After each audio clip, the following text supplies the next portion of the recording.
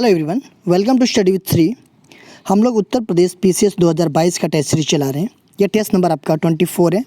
23 test already complete हो चुका है। प्ले लिस्ट बना रखी है, आप लोग जा करके देख सकते हैं।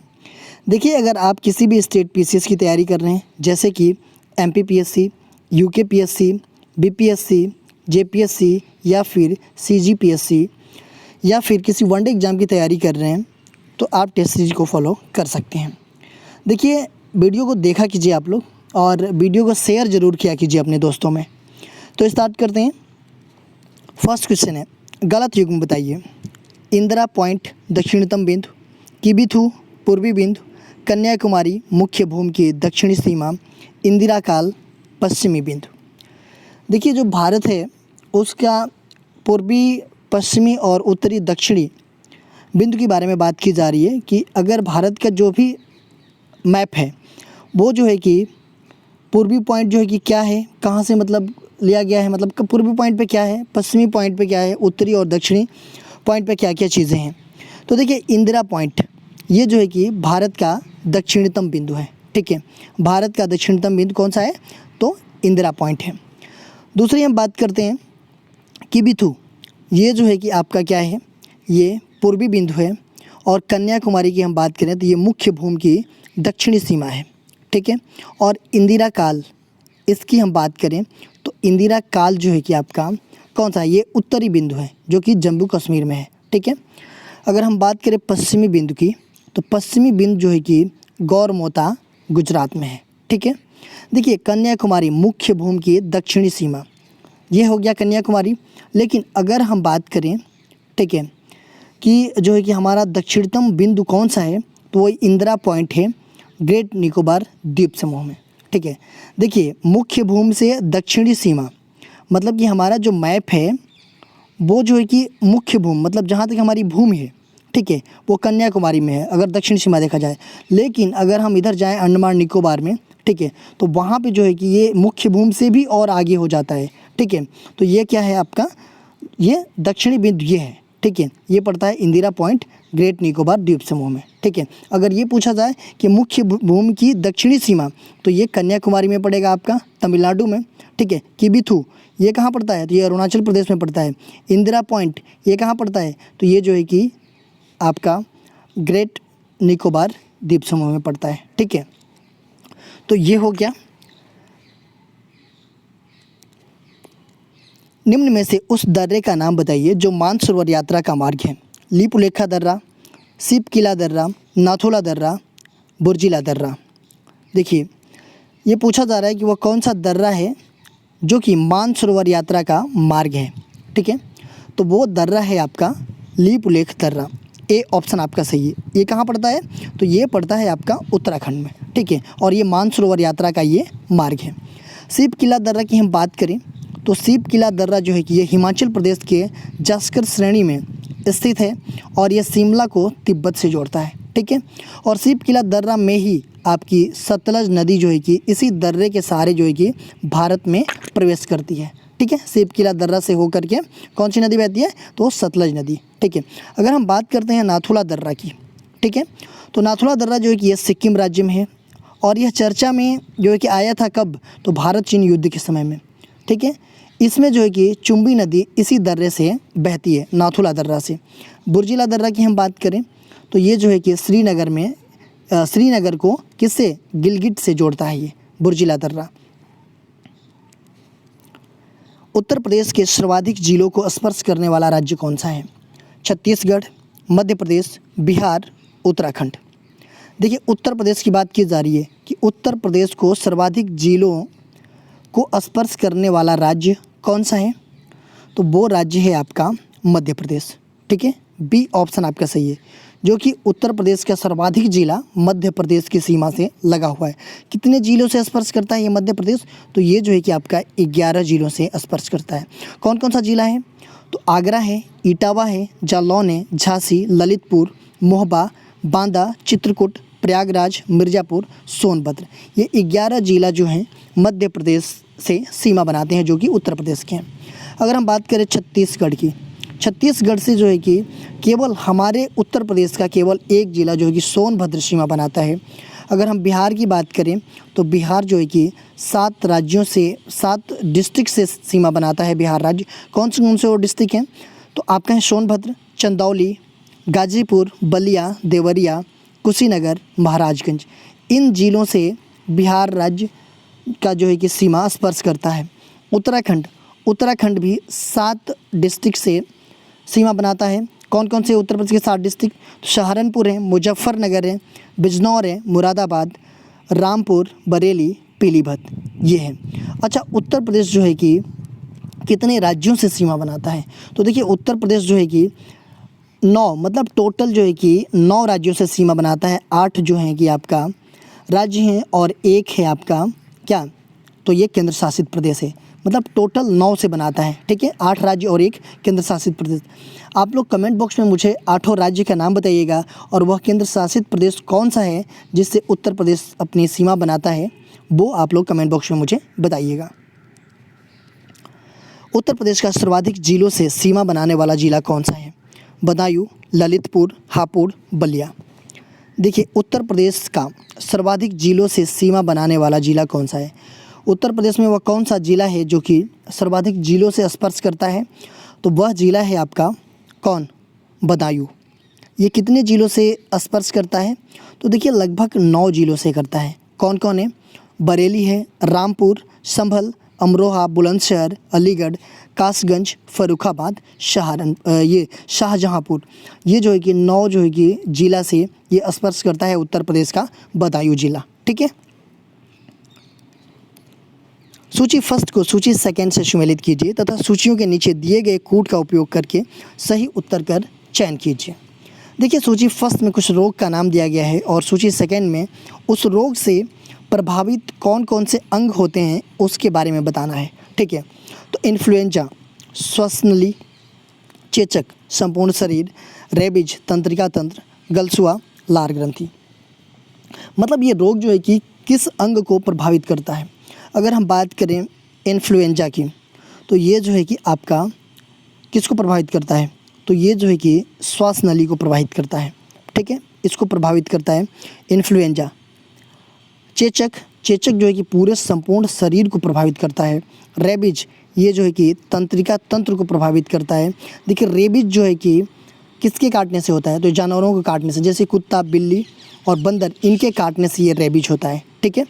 गलसुआ ये जो है कि लार ग्रंथि को प्रभावित करता है।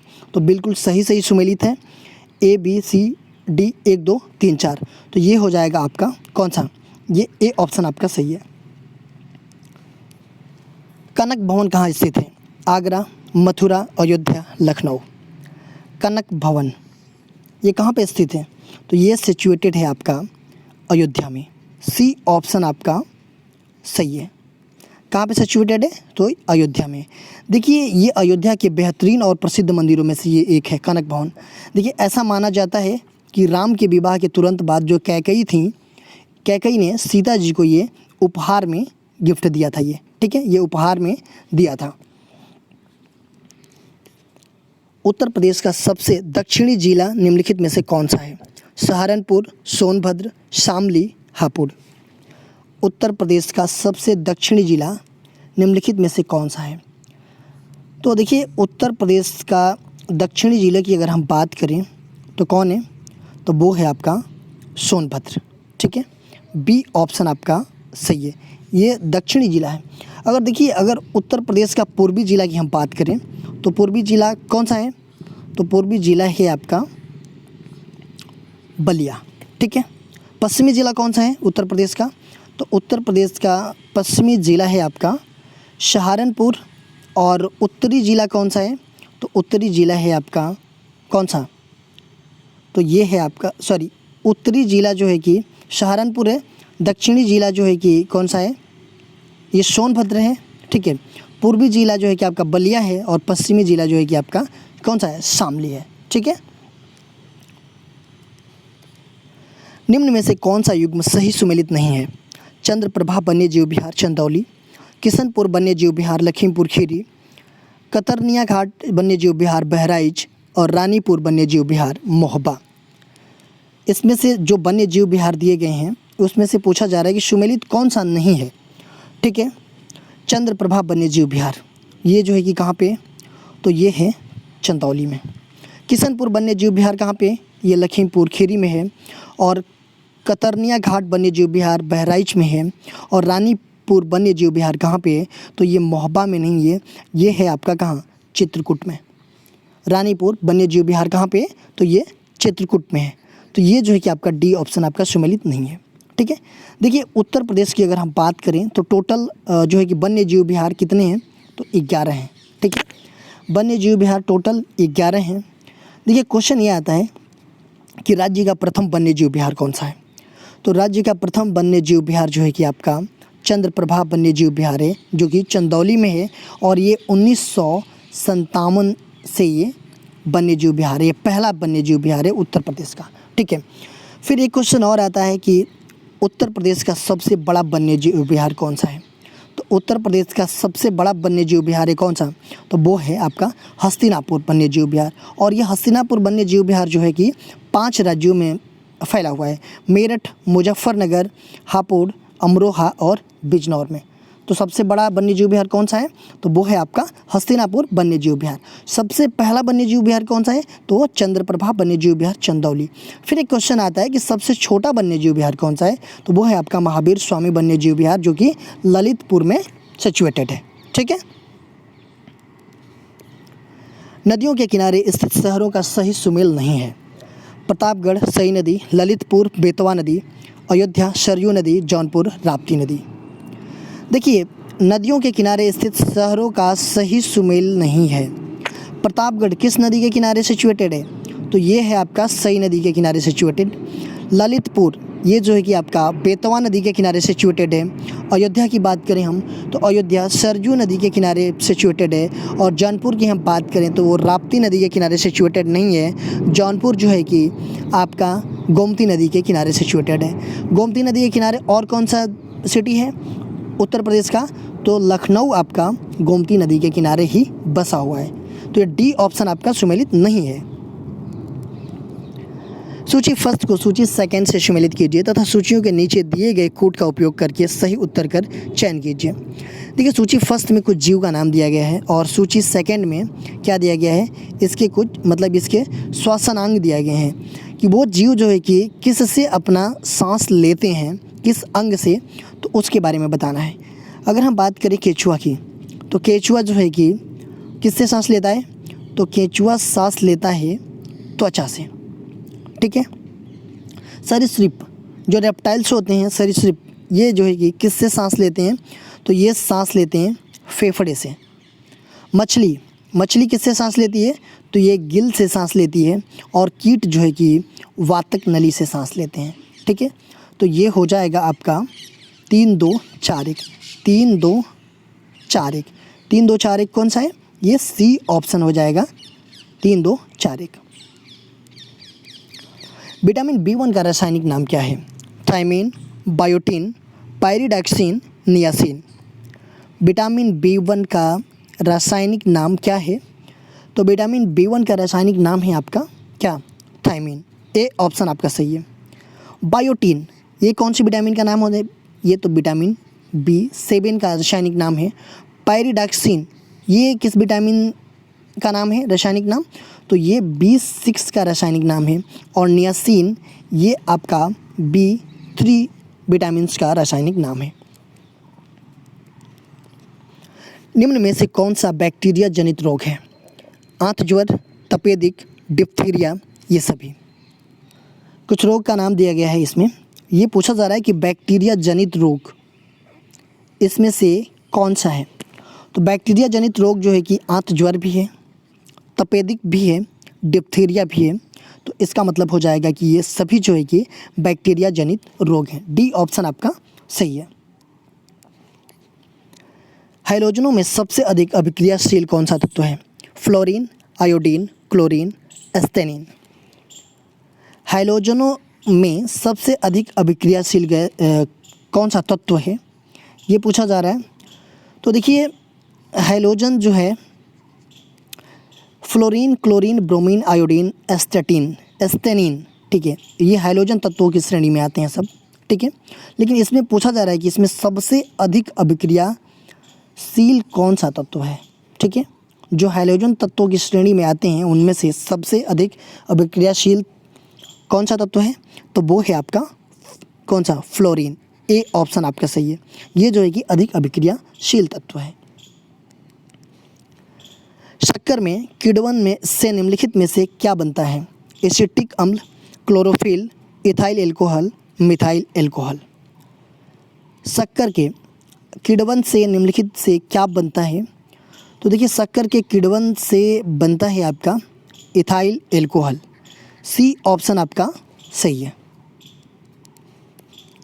सूची फर्स्ट को सूची सेकंड से सम्मिलित कीजिए तथा सूचियों के नीचे दिए गए कोड का उपयोग करके सही उत्तर कर चयन कीजिए। देखिए सूची फर्स्ट में दिया गया है एसआई पद्धति में स्थापित मूल राशियों का नाम, और सूची सेकंड में उसका मात्रक दिया गया है, ठीक है। देखिए सूची फर्स्ट में विद्युत धारा, इसका मात्रक जो है कि क्या होता है, तो विद्युत धारा का जो एसआई मात्रक होता है वो होता है एम्पियर, ठीक है। उष्मागतिक ताप, ताप का क्या होता है मात्रक, तो ताप का मात्रक होता है केल्विन। पदार्थ की मात्रा का मात्रक क्या होता है, मोल होता है, और ज्योति तीव्रता का मात्रक जो है कि कैंडेला होता है। ये एसआई पद्धति की बात की जा रही है, ठीक है। तो एसआई पद्धति में ये होता है, तो ये हो जाएगा आपका A2 मतलब 2143 कौन सा है, 2143 आपका बी है, ये हो जाएगा 2143। देखिए इसमें कितना दिया गया है, 4 दिया गया है, ठीक है। बट जो मूल राशियां होती है वो कितनी होती हैं, तो वो होती हैं 7 होती हैं, ठीक है। मूल राशियां ये 4 हो गया। कौन कौन सी 3 और राशियां हैं, तो लंबाई है, उसका मात्रक क्या होता है, मीटर होता है। द्रव्यमान का मात्रक किलोग्राम होता है, और समय का मात्रक सेकंड होता है। तो ये 4 हो गया, और 3 अभी बता दिया, लंबाई, द्रव्यमान, समय का मात्रक, तो ये हो गया 7 जो है कि एसआई पद्धति मतलब जो है कि मूल राशियाँ होती हैं 7, ठीक है। और जो है कि 2 क्या होती हैं, 2 पूरक राशियाँ होती हैं। तो वो कौन कौन सी होती है 2 पूरक राशियाँ, आप लोगों ने फिजिक्स में पढ़ा होगा। तो एक होता है कोण और एक होता है घन कोण। तो कोण का मात्रक क्या होता है, वो रेडियन में मापते हैं, और घन कोण को इससे रेडियन में मापते हैं। तो 7 जो है कि मूल राशियाँ हैं और 2 पूरक राशियाँ हैं, ठीक है। तो ये सब आप लोग याद रखिएगा। नींबू में डाइबैक रोग किस तत्व की कमी के कारण होता है, कॉपर, बोरान, जिंक, मेलिब्डेनम। देखिए नींबू में डाइबैक रोग होता है, वो किस तत्व के कमी के कारण होता है, ठीक है। तो वो होता है कॉपर की कमी के कारण। ए ऑप्शन आपका सही है, कॉपर की कमी के कारण नींबू में क्या होता है, डाइबैक रोग होता है। देखिए डाइबैक रोग में क्या होता है, डाइबैक रोग में ये होता है कि पौधों की जो टहनियाँ होती हैं वो सूखने लगती है, ठीक है। और इसका क्या उपाय है, तो इसके लिए जो है कि कॉपर ऑक्सीक्लोराइड का घोल जो है कि स्प्रे किया जाता है उस पर, तो तब जाकर के ये इससे बचाव किया जा सकता है नींबू में जो डाइबैक रोग है उससे। ए ऑप्शन आपका सही है। जजिया कर किसने हटाया था, अलाउद्दीन खिलजी, अकबर, फिरोज तुगलक, बाबर। जजिया कर किसने हटाया था, तो जजिया कर जो है कि अकबर ने हटाया था, कब, 1564 ईस्वी में। बहुत इंपॉर्टेंट क्वेश्चन है, 1564 ईस्वी में अकबर ने जजिया कर हटाया था। देखिए जजिया कर होता क्या है, अगर हम बात करें जजिया कर की, तो ये जो है कि एक प्रकार का ये धार्मिक कर था, ठीक है। और ये कर गैर मुस्लिम से वसूला जाता था। गैर मुस्लिम का मतलब कि जो लोग मुस्लिम नहीं हैं उन लोगों से ये कर वसूला जाता था, जजिया कर। देखिए कोई मुस्लिम राज्य है और उसमें कई सारे गैर मुस्लिम जनता रह रही है, तो वो क्या करेगी कि उस राज्य को जजिया कर देगी। क्यों, क्योंकि उसमें रहने के लिए, ठीक है। तो वो राज्य जो है कि मतलब वो वसूलते थे, जो भी लोग रहते थे, तो वो जो गैर मुस्लिम लोग रहते थे उनसे जो है कि जजिया कर वसूलते थे कि वो उस राज्य में रह रहे हैं, उसके लिए वो टैक्स देते थे, मतलब जजिया कर देते थे, ठीक है। तो ये जो है कि आपका 1564 ईस्वी में अकबर ने इसको बंद कर दिया था लेना, ठीक है। शाहजहां के काल में कौन सा फ्रांसीसी वैद्य भारत आया था, वर्नियर, मनुची, टेरी, ट्रेनियर।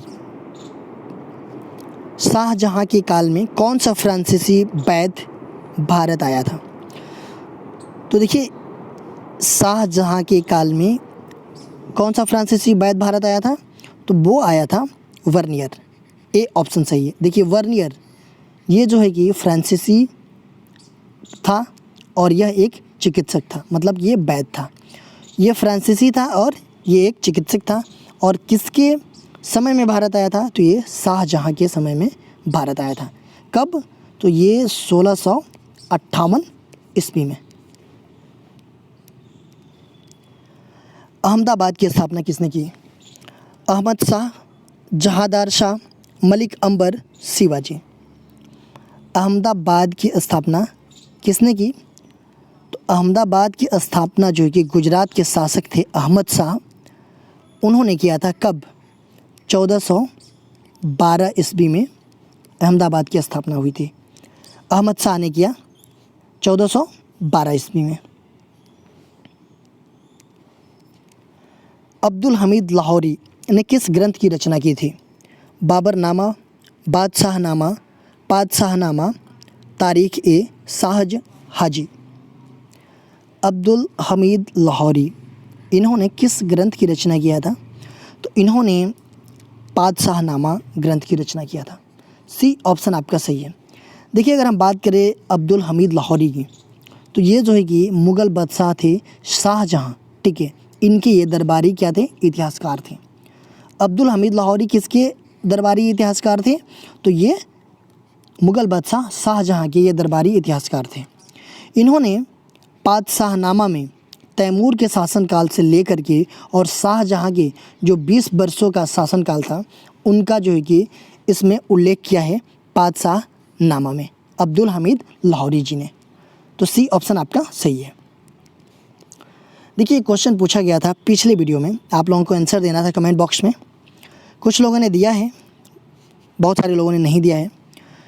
तो बिना तेल शोधन कारखाना भारत के किस राज्य में स्थित है? मध्य प्रदेश, आंध्र प्रदेश, उड़ीसा, गुजरात।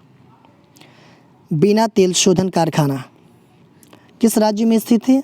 तो ये मध्य प्रदेश के सागर जिले में ये जो है कि स्थित है ये कारखाना, ठीक है, बिना तेल शोधन कारखाना।